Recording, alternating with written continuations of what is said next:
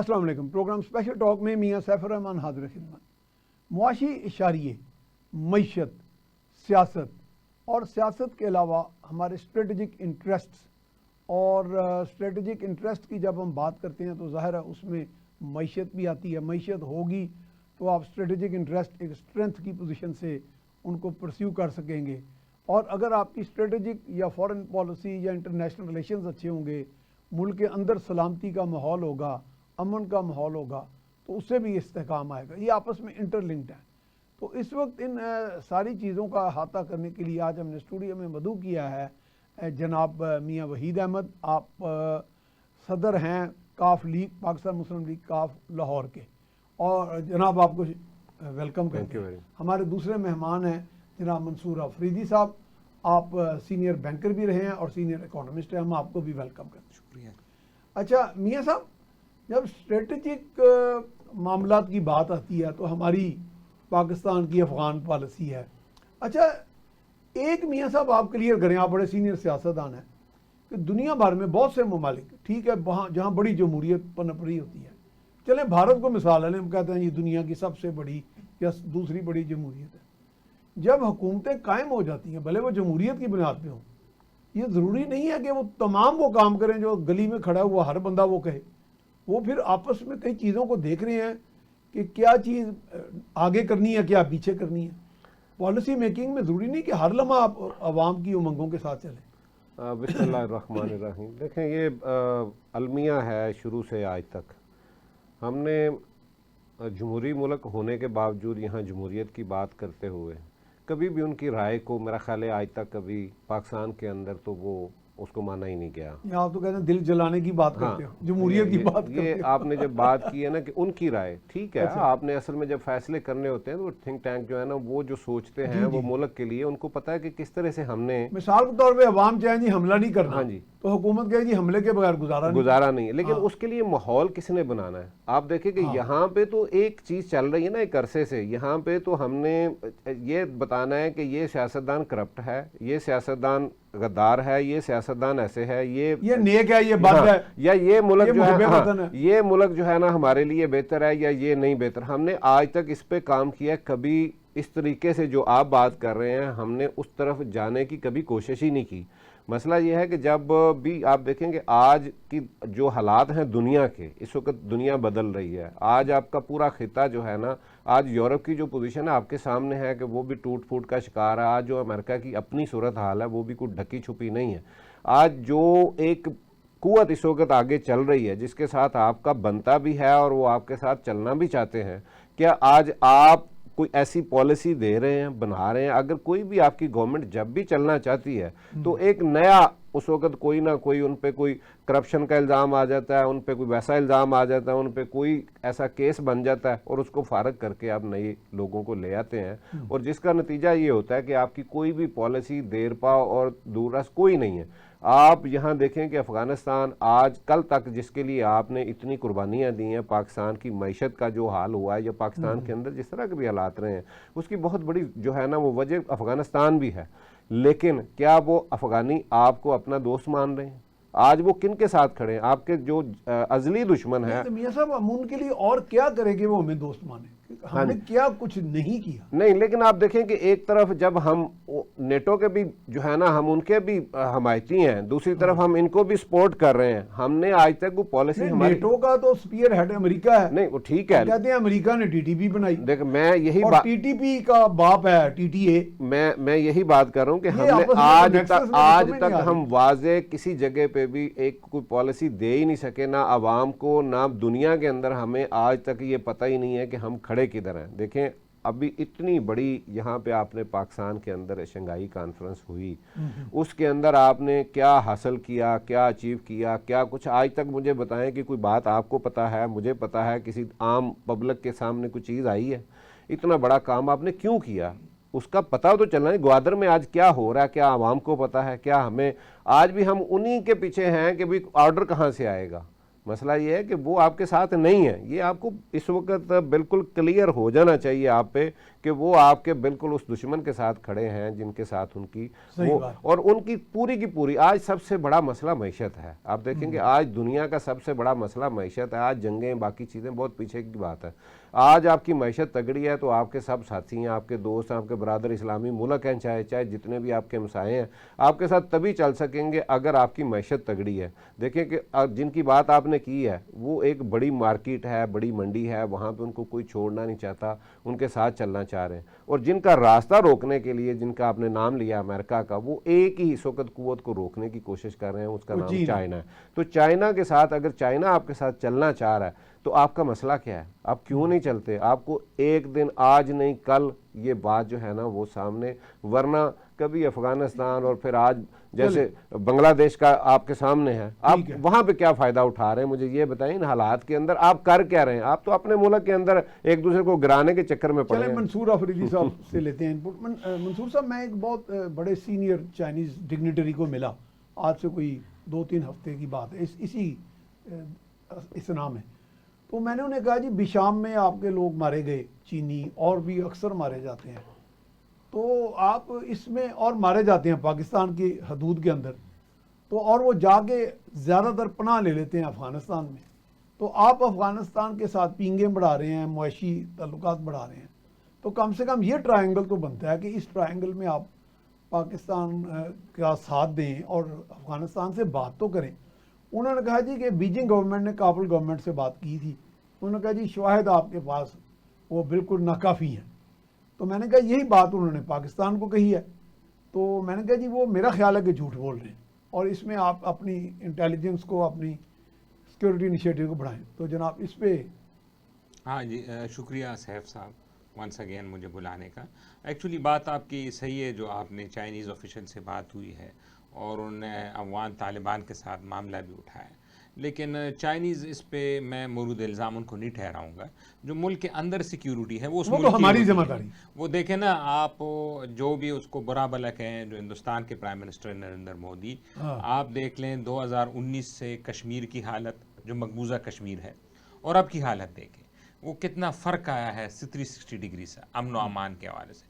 میں کل ہی یعنی بھلے انہوں نے سخت گیری کی ہو، لیکن نظام انہوں نے معیشت کو سنبھال. آپ جائیں BBC اور الجزیرہ پہ لائیو دکھا رہے تھے، وہ کشمیر گئے تھے جو مقبوضہ کشمیر ہے، تو وہاں پہ جو عمر عبداللہ ہیں، جو چیف منسٹر ہیں مقبوضہ کشمیر کے، وہ خطاب کر رہے تھے، اور وہ بڑے جوش خطابت کے ساتھ، اور بڑے جوش خراب، اور نریندر مودی کو تعریفوں کے پھول باندھے ہوئے. انہوں نے کہا ہے کہ یہ جو اگر امن ہے، اگر اسٹیبلٹی کشمیر میں، یہ آپ کی وجہ سے آیا ہے. تو وہ حالانکہ وہ اینٹی پاکستان ہے، RSS سے ان کا تعلق ہے، ہندوتوا کا ایجنڈا چلاتے ہیں، لیکن اپنے ملک کے انٹرسٹ کو آگے رکھتے ہیں. تو اسی وجہ سے آپ نے اچھا، ان کو اگر کوئی مسئلہ بھی تھا تو پاکستان کے ساتھ انہوں نے تعلقات خراب کر لیے. اگر تھوڑی ہماری اخلاقی مدد بھی تھی کشمیریوں کو، وہ بھی انہوں نے ڈسکنیکٹ کر دیا. تو جو کشمیر کے اچھا، پھر آپ چلے جائیں سری لنکا. اس میں پاکستان کا صرف قصور نہیں ہے، قصور نہیں، ان کی بھی تو سوچ ہے. ان کی بھی سوچ ہے. میں ایک بندے سے محبت کرتا ہوں، وہ میرے سے نفرت کرتا ہے. آپ سری لنکا، یہ اس کا بھی تو قصور ہے نا. آپ سری لنکا میں جائیں تو جو تامل ٹائیگرز کی انسرجنسی ہے، وہ سری لنکن نے آ کے حل کی ہے. اس کے لیے کوئی دوسرا ملک تو نہیں آیا ہے نا. آئرلینڈ میں چلے جائیں، آئرلینڈ میں بھی ایسے. تو یہ تو بڑا وہ ہے کہ ہم چین سے ڈیمانڈ کریں کہ آپ افغانستان کو کہیں. ہمارا ملک ہے، بارڈرز ہمارے ہیں، سیکیورٹی فورسز ہیں، بارڈر پہ تعیناتی ہے، انٹیلیجنس بیس آپریشنز ہوتے ہیں. اب یہ پہلی دفعہ میں گورنمنٹ کا دیکھ رہا ہے، خاص کر ہماری جو اسٹیبلشمنٹ، جو ہمارے چیف صاحب ہیں اور جو لیڈرشپ ہے، کہ پہلی دفعہ انہوں نے ہیڈ آن لیا ہے. میں نے ابھی 20 سالوں میں ایسا کوئی جنرل نہیں دیکھا کہ انہوں نے جا کے افغانستان کے اندر کارروائی کی ہے. اور یہی اپروچ ہونی چاہیے. یہ میرا دنیا کے تمام قوانین اجازت دیتے ہیں. اسرائیلوں کہ نتنیاہو سے آپ جتنا بھی اختلاف کریں، لیکن اس بندے کو ایک کریڈٹ جاتا ہے کہ اس نے اسرائیل کو موسٹ سیکیور کنٹری بنا دیا ہے آپریشنز. لیکن at the cost of human life. لیکن آپ اسرائیل کے پوائنٹ آف ویو سے دیکھیں نا، اسرائیل کے پوائنٹ آف ویو سے، کہ اسرائیلیوں کے لیے تو وہ اچھا پرائم منسٹر ہے نا، کہ وہ جو وہاں پہ حماس ان پہ حملے کرتی تھی اس کو انہیں ایلیمینیٹ کر دیا. یہی ہماری عالمی امن کو تو خطرہ ہے. عالمی امن کو تو خطرہ ہے واقعی، اس میں تو شک نہیں ہے. لیکن ہماری لیڈرشپ میں بھی ایسی جو ہمارے جنرل صاحب ہیں، ان سے بھی یہی امید ہے کہ آپ آپ جا کے جو دشمن کے ٹرین میں جا کے کارروائی کریں. جب آپ وہ جا کے کاسٹ کو نہیں بڑھائیں گے, لڑائی کی کاسٹ کو دشمن کے لیے مہنگا جنگ نہیں کریں, ان کو تو پہاڑ ہیں وہاں پہ تو آماج گائیں بنی ہوئی ہیں, وہاں پہ جا کے یہ کارروائی کرتے ہیں, یہاں سے ڈکیتی بھی ہوتی تب بھی افغانستان چلے جاتے ہیں, یہاں پہ حملے ہوتے ہیں. میں ایسے لوگوں کو جاتا ہوں, لاہور میں جو جانتا تھا وہ قتل کر کے وہ جمرود میں جا کے لنڈی کوتل میں وہ ملک کو پیسے دے کے وہاں رہتا رہا, وہ وہاں پہ, اور ملک کو پتا تھا کہ اس نے قتل. اور یہ پہلی لیڈرشپ ایسا ہی ہے جنہوں نے افغانستان کو ہیڈ آن لیا ہے, اور آپ اس کے ریزلٹ اب آئندہ مہینوں میں دیکھیں گے کہ کے پی میں جو قرم ایجنسی, جو میں کہتا ہوں ابھی تو ہمیں ٹی وی پہ پتہ چلا ہے نا کہ قرم ایجنسی مار, یہ گزشتہ 40 سال سے حالات وہاں پہ خراب ہے, اور پہلی دفعہ ہوا ہے کہ وہاں پہ امن و امان کا قیام عمل میں لایا گیا ہے, and credit goes to the military establishment. کیونکہ ہمیں اس طرح جنرلز ملے نہیں ہیں جو لیگ بیک جنرلز تھے, وہ عوامی پریشر سے کام نہیں کرتے تھے. ان کے بارے میں مشہور ہے کہ ہی از دا موسٹ کمپلیکس جنرل, مطلب ان کو ایکسیسیبلٹی نہیں ہے.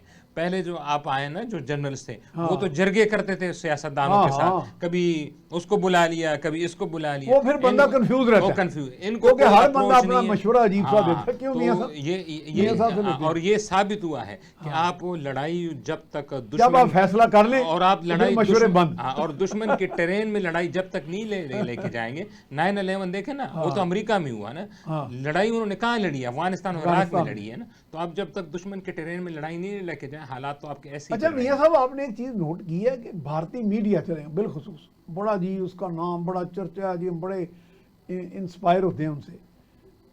مقبوضہ کشمیر سے ایک وفد آیا جرنلسٹ کا, ہم انہیں ملے, ہم نے ان سے سوال کیے, ان میں یہ مسلمان بھائی بھی تھے ہمارے, لیکن وہ بھارت کی جو ریاستی پالیسی تھی اس کو انہوں نے تنقید نہیں کی. ہم نے بڑے تیز انہیں سوال کیے.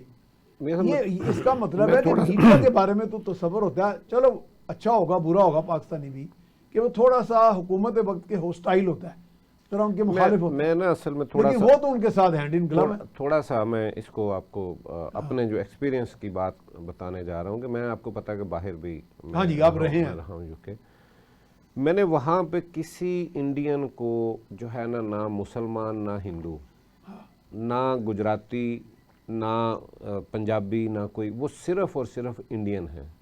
یقین مانیے کہ یہ اینٹی انڈیا نہیں ہے, نہ نیور کہیں بھی. پاکستانی زیادہ تر اینٹی پاکستانی. ہماری بدقسمتی یہ ہے کہ وہ ہماری یہاں پہ محفلیں ہوں, ہمارے کوئی پروگرام ہو, ہمارا دنیا کے اندر کہیں بیٹھے ہوں, سب سے پہلے ہم نے پوسٹ مارٹم اپنے ملک کا کرنا ہے. ہم نے اپنی جو ہے نا وہ سیاستدانوں کا کرنا ہے, ہم نے اپنے اداروں کا کرنا ہے. اور جس وجہ سے یہ بد اعتمادی جو ہے نا, جب تک آپ ان کے پیچھے کھڑے نہیں ہوں گے. ابھی افریدی صاحب نے بڑی خوبصورت بات کی کہ آج کی جو اسٹیبلشمنٹ ہے وہ بالکل جو ہے نا وہ آگے جو ہے نا جہاں پہ کام کرنا چاہیے وہ کر رہے ہیں. اور ان کو پتا ہے کہ ہم نے جو ہے نا یہ جو پہلے جرنل سیاستدان بننے کا شوق رہا, آپ دیکھیں کہ ایک کام, چھوٹا سا کام, مجھے نہیں پتا کہ اس پہ باقی صوبوں کو کیا مسئلہ ہے. آج دنیا دیکھیں, چائنا جتنے ڈیمز ہیں اس کی گنتی آپ نہیں کر سکتے, وہ ہزاروں میں بھی نہیں ہے, اس سے کہیں زیادہ. انڈیا کے آپ دیکھ لیں کہ وہ کیا کر رہے ہیں. آپ کا پانی کہاں پہ, آپ کو انہوں نے کچھ, آپ کے پاس بچا کچھ نہیں ہے. آپ ایک کالا باغ ڈیم آپ کے جرنلز بھی نہیں بنا سکے, اس لیے کہ انہیں سیاست کا شوق ہو گیا. جب یہ سیاست کے شوق میں آ جائیں گے تو پھر میرا خیال ہے کہ وہ اپنا کام یا تو پھر وہ چھوڑ دیں سیاستدانوں پہ, پھر اس طرف نہ آئیں. لیکن جب وہ سمجھتے ہیں کہ یہ اس قابل نہیں ہے تو ہمیں ہی کچھ کرنا ہے ملک کو بچانے کے لیے, سرحدوں پہ بھی اور باقی بھی جو معاملات ہیں اندر کے, تو پھر ان کو اس پہ جو ہے نا یہ پوچھنا, مشورے, یہ باتیں کرنے کی. آپ مجھے بتائیں کہ آج تک جتنے بھی لوگ ہیں جنہوں نے آج تک کالا باغ ڈیم پہ بے شمار بریفنگز جو ہے نا آپ نے بھی سنی ہوں گی, آپ نے اور آپ مجھے بتائیں کہ اس کے اوپر کوئی پاکستان کو کسی حصے کو اتنا سا بھی نقصان ہو, لیکن کیا ہے کہ ہم دوسروں کے ہاتھوں میں کھیل رہے ہیں. اور آج میں سمجھتا ہوں کہ یہ کام جو آج کی اسٹیبلشمنٹ کر رہی ہے, اور خاص طور پہ سیاسی محاذ پہ بھی, ان کو پتا ہے کہ جو پاکستان کے اندر اگر اپنے معاشی لحاظ سے کھڑے, ایک پارٹی تو ان کو اتنا رگید رہی ہے, تو وہ تو کہتی ہے نہیں سر, رگید نہیں رہی کے بعد اگر کوئی طاقت ہے تو یہی ہے. رگید نہیں رہی, وہ کہہ رہی کہ یہ کام ہم بھی کر سکتے ہیں, ہم سے کام لیں, मसला वो नहीं है, पिया उनका भी वही है। देखें क्या कह रहे हैं, उनका भी पिया वही है, पीटीआई वो क्या कह रहे हैं, वो कहते हैं कि जनाब पिया घर सुधारना, वो कह रहे हैं कि पावर किन के पास है हमने। अच्छा, और मैं एक बात और आपसे यहाँ करता जाऊँ, मेरा जो मेरी अकल, जो मैं थोड़ा बहुत सियासी अपनी बात कर सकता हूँ, मैं समझता हूँ कि आज भी बात चल रही है। हाँ, ये तो मैं भी ये बात चल रही है, लेकिन ये जो लोगों को मजाकरात दिखाए जा रहे हैं, ये नहीं चल रहे, ये कुछ और है, ये नहीं चल रहे। अगर ये ना चल रही होती, आपके साथ में किसी और प्रोग्राम में भी बैठे मैंने ये बात कही थी कि ये जो फैसले डिले हो रहे हैं, इसके पीछे बात वही है, वो कहीं पे बात चल रही है, मसालत की। कल का भी फैसला ना होना, कल जो फैसला आना था नहीं आया, उसको आगे लेके जाने का पीछे मकसद क्या है कि भी आप। और एक बात और मैं कहता जाऊँ यहाँ पे, देखें यहाँ पे हमारी हुकूमत को भी इस वक्त आज के हालात के मुताबिक देखना चाहिए, क्योंकि वो 2 कदम पीछे आ गए हैं। अब वो इलेक्शन का मुतालबा नहीं कर रहे, अब वो इलेक्शन का वैसे अब तकरीबन तब्दीली आ गई है, इलेक्शन का मुतालबा नहीं, हाँ इलेक्शन का मुतालबा नहीं है। इसका मतलब ये है कि उनको समझ आ गई है कि, और क्योंकि ये कुछ केसेस ऐसे हैं, और ये इन पे ही नहीं है, मैं बानी पीटीआई की बात के अलावा बाकी लोगों पे भी जो केसेस हैं वो इतने तगड़े केसेस हैं। अगर ये हमारी जो अदलिया है उन पे फैसला करना चाहे दिलेरी के साथ, तो मेरा ख्याल है कि ये इनमें से बचता कोई नहीं है। वो जो तो फिर मैं ही और आप सियासत में रह जाएंगे। वो नहीं, वो जो उन्होंने कहा था ना, जमात इस्लामी के जो पिछले थे, क्या नाम है उनका, जो इनके पिछले अमीर थे, सिराजुल हक साहब ने कहा था कि चौधरी सरवर साहब ने कहा था सिराजुल हक ही रह जाएगा, बाकी तो सारे। मसला ये कि हम आज भी वो बात चल रही है, आज भी मांग वहीं से रहे हैं सब, ठीक है, उन्हीं के साथ है। और मैं ये बात करता हूँ कि आज इस हकीकत को, ये सियासी जो हकीकतें हैं उनको मानना चाहिए, जो उनकी इस वक्त पोजीशन है वो सियासतदानों को मानना चाहिए, और मिल के पाकिस्तान की सलामती का तकाज़ा है आज पाकिस्तान। अच्छा, आप देखिए कि एक मौजूदा जो हुकूमत है और कोalition गवर्नमेंट है ना, ये कहते हैं इसी अंडरस्टैंडिंग पे आई जिसमें SIFC भी बनी, एस्टेब्लिशमेंट के साथ भी अंडरस्टैंडिंग, बैनुल-अक़वामी भी तल्लुकात पे बड़ा फोकस किया गया। ये इस अंडरस्टैंडिंग पे आई कि मुल्क में मुआशी बेहतरी लाई जाए। अच्छा, मुझे एक बात बताएं, आप as a banker, as a senior economist, अगर 22% पे कोई लेता था सनतकार क्रेडिट, तो वो महंगा पड़ता था, जाहिर है। जब वो 13% पे आया, तो बहुत से लोग जो हुकूमत मुखालिफ हैं उस महज एक अफसानवी तनकीद करते हैं कि जी ये भी एक फ्रॉड है, तो यानी वो जैसे स्टॉक एक्सचेंज के बढ़ने को फ्रॉड कहते हैं। मैंने उन्हें एक ही सवाल किया कि स्टॉक एक्सचेंज नीचे आता है तो आप उसे हकीकत मानते हैं कि हुकूमत की कारकर्दगी नाकस है, तो जब 22% पे सनतकार लेता है तो वो महंगा है, 13%, तो ये फ्रॉड कैसे हुआ? फिगर्स का तो फ्रॉड नहीं है, फिगर्स का बिल्कुल फ्रॉड। तो इसका मतलब ये फिगर्स क्या बता रहे हैं? वो देखे ना, ये फिगर्स फ्रॉड नहीं है। ये जब डॉलर 98 पे था तो लोग कहते थे वो भी आर्टिफिशियल है। जब मियाँ साहब की पहली हुकूमत, अच्छा, अगर जब वो इसहाक डार कहते थे कि आर्टिफिशियल हो ही नहीं सकता है ना। अच्छा, जब वो ये थोड़ा ब्रेक करें भी। हाँ, ये इसका ये है कि ये सप्लाई और डिमांड पे, जिस तरह ये ग्लास है, इसकी अगर सप्लाई कम होगी तो इसका रेट बढ़ेगा, ठीक है। अगर इसकी सप्लाई ज्यादा हो जाएगी तो रेट कम हो जाएगा। तो अगर डॉलर 98 पे तो ये कोई मशीन नहीं है कि उधर बटन आप प्रेस करेंगे तो 98 से ऊपर नहीं जाएगा। इसका मतलब है कि डॉलर की फरावानी है मार्केट में। नहीं, वो जो अगर अफसाना बड़ा चला है हमारे यहाँ, हाँ, और सियासी जुगादरियों ने बड़ा वो कि जी डॉलर को फ्रीज किया था इसहाक डार ने। कोई फ्रीज नहीं हो सकता है। अच्छा, उसका एक ही तरीका है दुनिया में राइज एक ही तरीका है उसको आर्टिफिशियली अगर आपने रोकना है, जो सो कॉल्ड आर्टिफिशियली, कि आपके पास जो डॉलर पड़े हैं इंजेक्ट कर दें, वो इंजेक्ट कर दें, और आप तभी इंजेक्ट करेंगे। वो तो मेरा हर कोई मसरूफ नहीं, और वो तभी इंजेक्ट करेंगे, रूटीन है। नहीं, वो जब तब आप इंजेक्ट करेंगे जब आपके पास डॉलर होंगे तो तब करेंगे। अब ये जो अभी, अच्छा, वो डॉलर कोई आसमानों से आते थे जो इसहाक डार ने डाले? नहीं, वो तो आप कमा के देते हैं ना, या आप रेमिटेंसेस आते हैं या ट्रेड से। अब ये गुज़िश्ता तकरीबन जब ट्रम्प साहब जीते हैं तो आलमी मार्केट में वोलेटिलिटी है। वोलेटिलिटी ये है कि जो करेंसी फ्लो है या जो कैश फ्लो है वो अमेरिका की तरफ जा रहा है। अच्छा, क्योंकि वहाँ पे इंटरेस्ट रेट है। अच्छा मंसूर साहब, हम ब्रेक पे जाना, तो जी हम जा रहे हैं ब्रेक पर। ब्रेक के बाद दोबारा यहीं से सिलसिला जारी रखेंगे। जी वेलकम बैक। हमारे साथ मौजूद हैं मियाँ वहीद साहब और मंसूर अफरीदी साहब। मियाँ साहब, ये अभी अफ़गानिस्तान की और भारत की दोस्ती जो है वो काफ़ी वो फ़रोग़ पा रही है बड़ी तेज़ी से। یہ کوئی بیکلیش ہے, کوئی رد عمل ہے جو پاکستان کے بارے میں کہا جاتا ہے یا نہیں, کہ بنگلہ دیش میں جو ہم نے کیا, یا بنگلہ دیش خود اپنے اندر ہی ایک انٹروسپیکشن کے نتیجے میں موجودہ صورتحال میں گیا؟ بنگلہ دیش کی اصل میں ہمیں پیچھے جانا پڑے گا. بنگلہ دیش دیکھیں کہ اسلامی ملک ہے, بیسک تو وہ اسلامی ملک ہے, اور پاکستان بنانے میں میرا خیال ہے سب سے زیادہ جو قربانی اور کام وہ ہم سے وہاں پہ ایک غلطی ضرور ہوئی اس زمانے میں. آج ہم غلطیاں جو ہے نا ان کو کبھی ڈسکس ویسے نہیں کرتے. اگر آپ پرانی جتنے بھی لوگ اس وقت قائد اعظم کے ساتھ رہے, یا جن لوگوں نے بہت سی کتابیں جہاں پہ یہ سب سے بڑی غلطی کہی گئی کہ ہم نے ان کی زبان جو ہے نا وہ اگر اردو نہ کرتے, بنگالیوں کے لیے وہاں کی بنگالی وہ رہتی, تو میرا خیال ہے کہ وہاں پہ یہ سلسلہ یہ ویری فرسٹ ڈے سے جو شروع ہوا نا وہ اس بات سے شروع ہوا. میں اچھا میاں صاحب اس میں ایک سوال لے لیں. ابھی حال ہی میں ایک انٹرویو شائع ہوا جس کو پتہ نہیں کتنے کروڑ لوگوں نے دیکھا ہے. اس کو ایک بنگلہ دیشی جرنلسٹ ہیں الیاس حسین, میجر ڈالم تھے, میجر شریف الحق ڈالم, وہ ان کے ہاتھوں سے شیخ مجیب الرحمان کا شاید اسیسینیشن ہوئی تھی یا کسی اور اسی طرح کے ان کے لیڈر کی. تو وہ بتاتے ہیں کہ یہ بالکل سب غلط پروپیگنڈا ہے, کہ وہ پہلے دن سے ہی بھارت کے ساتھ الائن تھے اور ان کا ایک ہی ایجنڈا تھا, جنہیں ہم بڑا پاپولر لیڈر بنگلہ بندھو کہتے ہیں نا, کہ وہاں پہ بھارت کی پوری مداخلت تھی. اور وہ پہلے دن ہی سے بنگلہ دیش کو باقاعدہ ان کا ایک معاہدہ تھا, اس معاہدہ کا نام بھی ہے جو مجھے اس وقت یاد نہیں, جو پہلے سے طے تھا کہ جی ساری ایڈمنسٹریشن ہر چیز دفاع تک بھارت کرے گا بنگلہ دیش کا.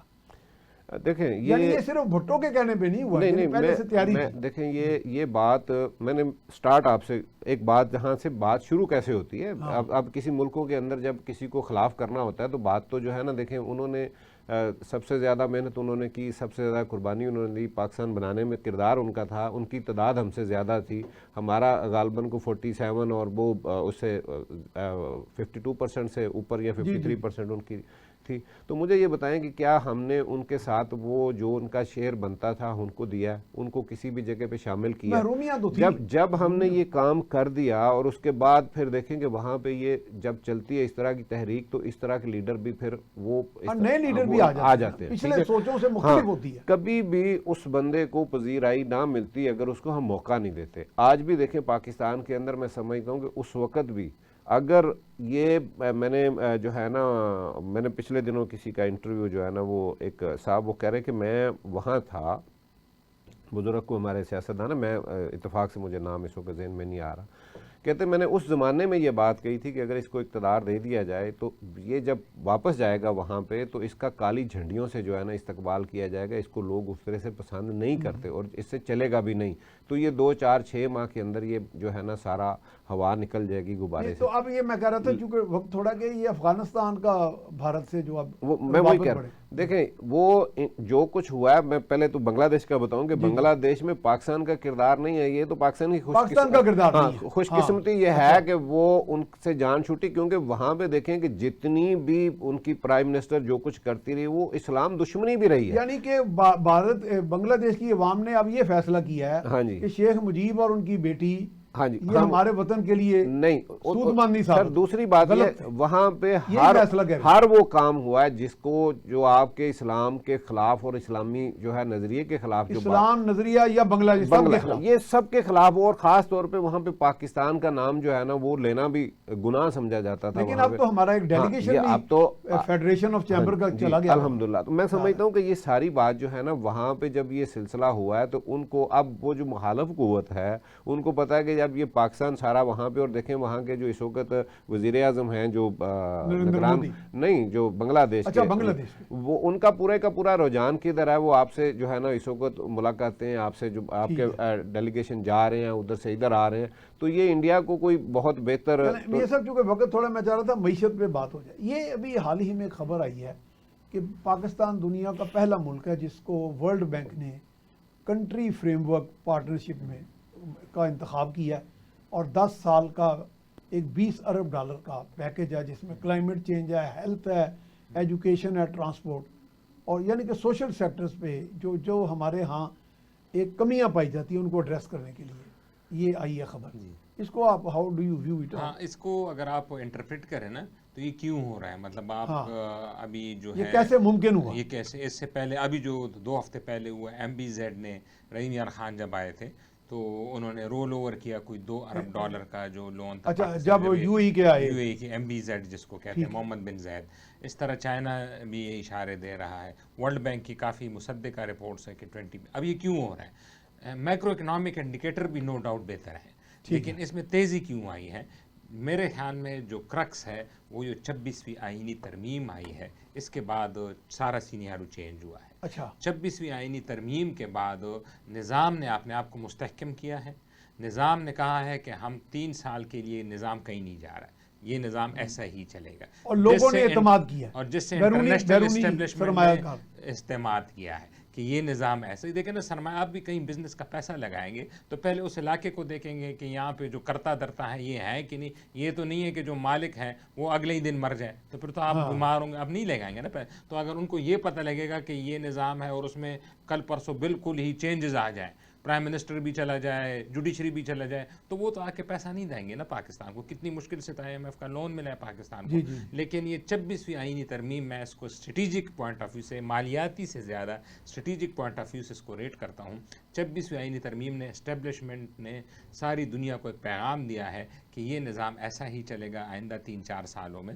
تو آپ آئیں، انویسٹمنٹ کریں، اور اس کے بعد آپ کو رپورٹس آ رہی ہیں. جو آپ کے اکنامک انڈیکیٹر ہیں وہ بھی اسی لیے بہتر ہوئے ہیں کہ نظام نے اپنے آپ کو پیغام دیا. اسٹاک ایکسچینج میں دیکھیں نا، 1 لاکھ میری زندگی میں یاد نہیں کہ 1 لاکھ پوائنٹس کبھی عبور کیے ہوں پاکستان میں، کبھی پہلی دفعہ ہوا کہ لیکن اس کو ان کے جو حکومت مخالف لوگ ہیں وہ بے دریغ افسانوی سٹوریاں ایسی بنا کے پیش کر رہے ہیں کہ یہ بالکل ہی مصنوعی فگرز ہیں. تو ہم انہیں پوچھتے ہیں کہ اگر یہ نیچے آ جائے دھڑم، اگر 20,000 پہ آ جائے تو پھر وہ آپ کہیں گے حکومت کی ناقص کارکردگی ہے، اگر اوپر جائے تو پھر کہیں عمدہ کارکردگی ہے. اس پیمانے پہ تو یہ کہنا چاہیے. اکنامکس ایسی چیز ہے نا جس کو کوئی جٹلا نہیں سکتا. جس طرح میں نے آپ کو ڈالر کی مثال دی نا، تو یہ ڈالر کا تو میتھی پہ کر دیا، آپ نے اسحاق ڈار کو سرخرو کر دیا. نہیں، ابھی 1 مہینے سے جب یہ ٹرموئل ہے نا، میں یہ مثال دے رہا ہوں، تو سارا پیسہ امریکہ جا رہا ہے. تو انڈیا کی جو کرنسی ہے وہ 84 سے 87 پہ بڑا وولوٹائل ہوا ہے. آپ کو پتا ہے کہ RBI نے کتنا پیسہ پھینکا ہے 2 ہفتوں میں؟ RBI جو ریزرو بینک آف انڈیا ہے،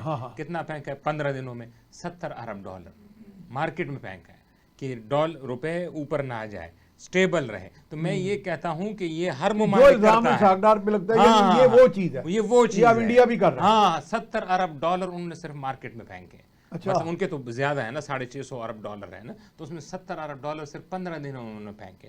تو یہ ہر کوئی کرتا ہے، یہ امریکہ بھی کرتا ہے، اور یہ تبھی کرتے ہیں جب آپ کے جیب میں پیسے. آپ کا مطلب یہ ایک بونافائڈ میکینزم ہے، یہ میکینزم ہے، بالکل یہ میکینزم اپلائی کرنی پڑتی ہے، یہ کرنی پڑتی ہے، اور یہ صحیح ہے. اس کے اور یہ آپ تبھی کر سکتے ہیں. اب ہمارے پاس اسپیس کتنی ہے؟ سنا ہے کہ انٹرسٹ ریٹ کو نیچے لانے کی کہتے ہیں 3-4% کی، میرے خیال میں 3-4 تو مشکل ہوگا. اچھا، تو یہ نہیں 3-4 سے مراد ہے کہ اب 13 ہے نا، شاید 8-9 پہ. نہیں، 8-9 تو مشکل ہے. اس سال تک میرے خیال سے یہ 10 سے 11 تک آئے گا. اچھا، ہاں، یہ ڈبل ڈیجٹ بار بار کہہ رہے ہیں نا کہ ہم سنگل ڈیجٹ، وہ تو کہہ رہے ہیں، لیکن مشکل ہے کیونکہ اب حالات اگر یہ 6 پہ آ جائیں گے تو آپ کی انفلیشن پھر دوبارہ شوٹ اپ کر جائے گی. کیونکہ آپ کے نا میکرو، اور اگر یہ $20 ارب آ گئے، اگر $20 ارب جس کا آپ بھی ذکر کر رہے ہیں، جس کا ہم نے بھی رپورٹ، تو پھر یہ 5% بھی آ جائیں گے. اچھا ہاں، یہ ایک بہت بڑی اچھا میاں صاحب، یہ جو $20 ارب کی بات ہوئی ہے ورلڈ بینک کی طرف سے، تو اس میں ایک اور ان کی ورلڈ بینک کی رپورٹ میں یہ ذکر آیا کہ 10 سال کا یہ ایگریمنٹ ہے، اور جس سے یہ ہے کہ حکومت آئے کو جائے. ہم اس سے قطع نظر یہ، یعنی اس کا مطلب اس معاہدے میں کچھ ایسی چیز ہو، آج شاید ان کے آ بھی گئے ہیں، ان کے کوئی مارٹن ریزر یا کیا نام ہے ان کے، جو ساؤتھ ایشیا کے ورلڈ بینک کے آنے والے ہیں آج یا کل میں، تو وہ ایگریمنٹ میں شاید کچھ اس طرح کی شرائط رکھیں گے، یا پھر پتہ نہیں کیا میکینزم ہوگا کہ ریاست پاکستان کے ساتھ، تاکہ کوئی بھی پارٹی اقتدار میں آئے تو اس سے انحراف نہ کر سکے. میرا خیال ہے کہ افریدی صاحب نے اس کو بڑا اچھے طریقے سے بتایا کہ وہ جو 26ویں ترمیم کے بعد اب دنیا کو بھی پتہ چلا کہ یہاں پہ کوئی سٹیبل جو ہے نا وہ معاملہ رہے گا. اگر ہم یہاں پہ انویسٹمنٹ کرتے ہیں تو وہ اس کا یہ حال نہیں ہوگا جو پہلے ہوتا رہا. ٹھیک ہے، ایک تو اس میں یہ مسئلہ ہے. دوسری بات یہ ہے کہ آپ یہاں دیکھیں کہ کاش یہ کام جو ہے ایک خاص ادارے کے لیے ان کی جیسے 5 سال کی مدت کی بات ہو گئی ہے، کاش یہاں پہ یہ سیاستدان بھی یہ طے کر لیں کہ 5 سال کے لیے ہی پارلیمنٹ کو چلنا چاہیے۔ 5 سال کے لیے اگر یہ بھی ہو جائے تو میں سمجھتا ہوں کہ وہ جو بہت عمدہ طریقہ، یہ جو آپ نے 9% کی بجائے میں کہتا ہوں کہ وہ 6% پہ بھی آ سکتا ہے، لیکن تب آپ کو جب جنہوں نے یہاں انویسٹمنٹ کرنی ہے ان کو بھی یقین ہو کہ جناب ہم جہاں پہ انویسٹ کر رہے ہیں وہاں پہ کوئی پارلیمنٹ قائم ہے۔ اور دوسری بات یہ ہے کہ جو ریاست کی بات آپ نے کی ہے نا، یہاں پہ یہ ریاست کا لفظ ایک کچھ عرصے سے آپ کو پتا اب یہ ریاست جو ہے نا وہ میرا خیال ہے کہ وہ باہر بھی ان کو بھی پتا چلا کہ ریاست ہے کیا۔ اب اس کی تشریح جو ہے نا وہ میرا خیال ہے کہ جو ویسے میاں صاحب ہم سے بہت سیانے ہیں، وہ سب جانتے ہیں کہ مستقل اکائی کون سی ہے، کہاں سے استحکام آتا ہے۔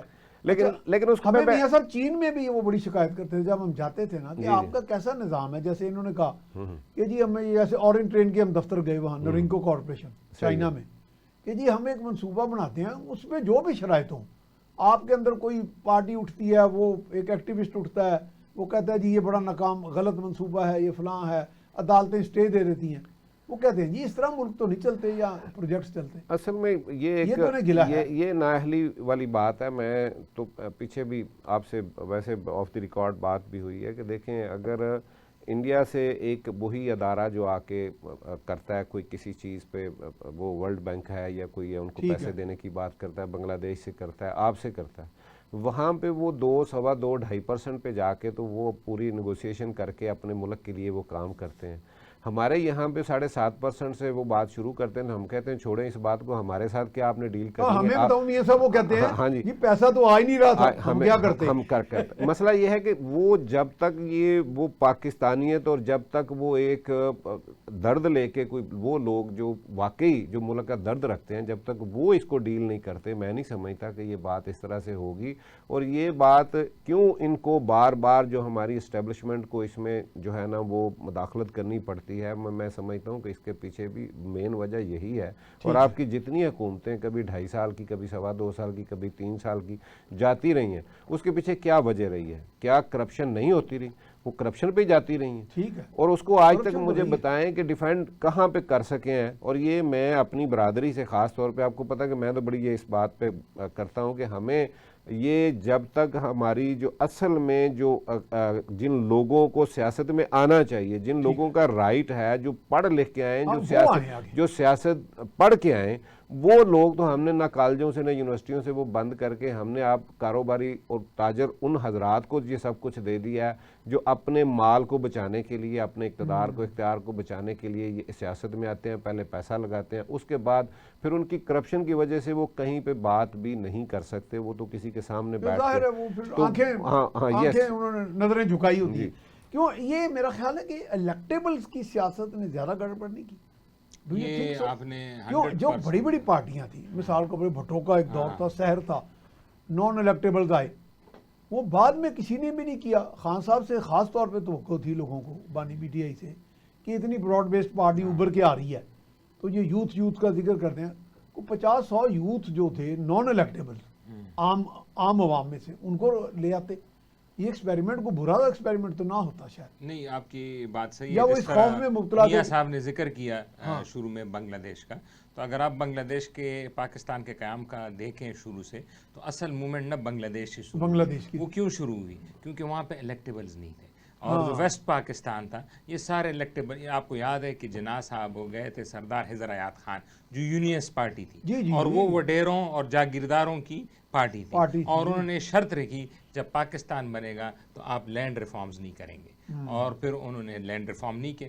وہاں پہ جا کے نہرو نے لینڈ ریفارم کیے اور الیکٹیبلز کا پتہ ہی کاٹ دیا۔ جب آپ 30 ایکڑ 40 ایکڑ کا کیپ لگا دیں گے، لینڈ ریفارمز ہوئی تھی لیکن وہ بس نہیں ہوئی نہیں نا، دیکھیں آپ وہ لینڈ ریفارم بھٹو کے دور میں کچھ بھٹو کے دور میں ہوئی، اور انہوں نے بھی ایوب خان نے بھی وہ مارشل لا ریگولیشن، اور انہوں نے بھی فوکس وہاں پہ رکھا، پنجاب پہ کیا، سندھ میں تو نہیں ہوئی جب ان کا ووٹ بینک تھا خاص کر۔ تو ایک جملہ نہیں، آپ کے بھی کے پاٹا ایریاز میں ہوئی تھی، میرے چونکہ عزیز داری ہیں نا، مارشل لا ریگولیشن 115 میں ان کی نہیں ہمارے جو مردان کے لینڈز نہیں، وہ میں دیر اسٹیٹ اور دیر سوات چترال، وہ تو الگ چیز ہے، نہیں وہ تو پرنسلی اسٹیٹ ہے۔ لیکن وہ پھر اس میں یہ ہوا کہ سپریم کورٹ نے کہا کہ یہ ہم نے ان میں پٹیشن کی ہمارے عزیزوں نے، ہاں تو سپریم کورٹ نے ہمارا پوائنٹ آف ویو لے لیا کہ یہ اسلامک لاز کے اگینسٹ ہاں وہ بھی ہے، تو وہ تھا. اچھا جی، اچھا ایک تو وہ پنجاب لینڈ والی ریفارمز کو بات ثابت کیا گیا کہ شاید اسلامک لاز وہ تو پھر ہم لے آتے وہ ہیں بھی نا اگر اس میں. پورے پاکستان میں ہو جاتی تو بہتر تھا. اب بھی آپ نے یونیسسٹ کی بات کی تو میرا خیال ہے کہ اس میں اگر اقبال کو اللہ میاں موقع دے دیتا اور تو یہ شاید یہ مسئلہ جو ہے نا، یہ جو اس وقت پیش آیا، اس وقت کی قیادت کو وہ نہ آتا. آپ کو پتہ ہے کہ اس کو چیلنج علامہ اقبال نے کر یہ ہمیں عارضہ مزید لاحقنا ہوتا. ہاں جی، یہ سب سے پہلے انہوں نے اس کو چیلنج کر کے خود آپ پارٹی میں آئے. آپ کو پتہ ہے کہ اقبال نے اس وقت اعلان کیا اور اس کے بعد پھر وہ جو ہے نا وہ کچھ لوگوں کو ساتھ جو ہے نا وہ پارٹی میں شامل کیا، اور ان کو جو ہے نا وہ اس وقت کی یہ سارے جو وڈیرے تھے ان کو چیلنج اقبال، اگر اللہ تعالیٰ اسے موقع دیتا تو شاید یہ اسی وقت کوئی بہتری کی طرف ہم چلے جاتے. ہاں، یعنی کہ پیپلز ریپرزنٹیشن کا وہ سوچ لے کے آئے. اور جب تک آپ مڈل کلاس اور جو متوسط طبقہ پارٹی وہی میں بتا نہیں رہے آئے گا، چلیں ہمارے ہاں اسٹوڈنٹ یونینز کو پنپنے نہیں دیا گیا، وہ ایک علیحدہ وہ علیحدہ لیکن جب آپ، میں دعویٰ کر رہا ہوں کہ سارا یوتھ میرے ساتھ ہے، نہیں آپ دیکھیں تو میں کم سے کم پارٹی کے انتخابات نہیں لیٹسٹ جو شبر زیدی صاحب نے کہا ہے ابھی 2 مہینے پہلے کہ میں نے وہاں پہ ایگریکلچر ٹیکس بھیجا تو مجھے وفد آیا جنوبی پنجاب سے، اور انٹرسٹنگلی اس وفد میں 5 پارٹیاں شامل تھیں، ساری مطلب پیپلز پارٹی، نون لیگ. اس میں کہہ رہے ہیں ان کا سب ان کا وہ پہلی دفعہ ہے. ہم کہتے ہیں نا کہ آپس میں ایگری نہیں کرتے پولیٹیشین، لیکن انہوں نے اس پہ یکتا کیا تھا کہ ہم ساتھ ہیں اس پہ، آپ یہ نوٹس واپس لیں. اچھا، آپ کے علم ہے یہ کہ ایگری ٹیکس کو یہ بڑا ظالمانہ ٹیکس کہہ رہے ہیں کچھ لوگ، یعنی کچھ ایک تو چلو ہو گئے نا بڑے بڑے فیوڈلز، کچھ عام لوگ بھی کہہ رہے ہیں، کیا یہ واقعی ظالمانہ ہے؟ جو ایگریکلچر ٹیکس ہے وہ تو صوبائی ہے، اور جو شبر زیدی صاحب جو چیئرمین رہ چکے ہیں ان کے بقول خود انہوں نے کہا کہ سندھ میں ڈپارٹمنٹ ہی نہیں ہے ایگریکلچر کا. پنجاب میں جو ایگریکلچر کا ٹیکس کلیکشن کا ڈپارٹمنٹ ہے وہ اتنا ہی ٹیکس کلیکٹ کرے کہ ان کی تنخواہیں نکل جاتی ہیں. تو یہ تو ہمارے ایگریکلچر ٹیکس کلیکشن اب تو ہے نئی ڈسپنسیشن آئی ہے، ایک نیا سسٹم آیا تو ہے، کہہ رہے ہیں کہ امپوز کیا، لیکن آپ کا نظام سارا ان پہ، آپ دیکھیں نا جو نون لیگ میں ہے یا جو پی ٹی آئی میں ہے، جو ایم پی ہے، تو وہ تو سارا نظام. اجازت دے تو میں افریدی صاحب اب ہمارے پاس ایک ہی منٹ سوال ان سے بنتا ہے کیونکہ یہ معیشت کے بارے میں بات کر سکتے ہیں. میرا خیال ہے کہ اس پہ اگر این ایف سی ایوارڈ کو دوبارہ ریوزٹ کیا جائے تو پھر شاید کوئی، میرا خیال ہے کہ اس میں بہتری کے کچھ چانس بن سکتے ہیں. پھر وہ ٹیکس کلیکشن کا بھی اور باقی بھی جو ہر صوبے کی، اب دیکھیں نا کہ صاحب اکٹھے ہو کے جو بات بھی بتا رہے ہیں کہ شہزادی صاحب، لیکن اگر ایک جگہ پہ ہو رہا ہے اور وہ اپنے صرف اپنی تنہاؤں کے لیے ٹیکس اکٹھا کرتے ہیں اور باقی اپنے لیے تو وہ جو کرتے ہیں وہ سب کو ہی پتا ہے، تو میرا خیال ہے کہ اس پہ این ایف سی ایوارڈ کو اگر دوبارہ ریوزٹ اس پہ ہو جائے تو شاید بہتری کی کوئی. یہ افریدی صاحب. جی بالکل. این ایف سی ایوارڈ میں تو سب سے بڑا لیکونہ جو ہے نا کہ صوبے تو اپنے شیئرز لے جاتے ہیں اور صوبے اور صوبوں میں رسپانسبلٹی کوئی نہیں ہے. بہت شکریہ جناب منصور افریدی صاحب، میاں وحید صاحب. جناب بڑی سیر حاصل گفتگو ہوئی اسٹریٹجک ایشوز کے اوپر، معیشت کے ایشو کے اوپر، اور کچھ اس میں جو لب لباب ہے کہ جیسے ہمارے معزز یہاں اینالسٹ نے کہا کہ جس طرح باقی اداروں کا ہم ایک تسلسل چاہتے ہیں، استحکام چاہتے ہیں، اس طرح پارلیمنٹ کا بھی ہو. اور اس میں ایک بڑی متھ آج بریک ہوئی کہ وہ ڈالر جو فریز کیے گئے تھے وہ ایک افسانہ تھا، اور یہ جو فگرز آتی ہیں معیشت کی، یہ فج فگرز نہیں ہیں، یہ حقائق پر مبنی ہیں جن کو دنیا تسلیم کرتی ہے. اس کے ساتھ ہی میاں سیف الرحمان کو اجازت دیجیے. اللہ نگہبان.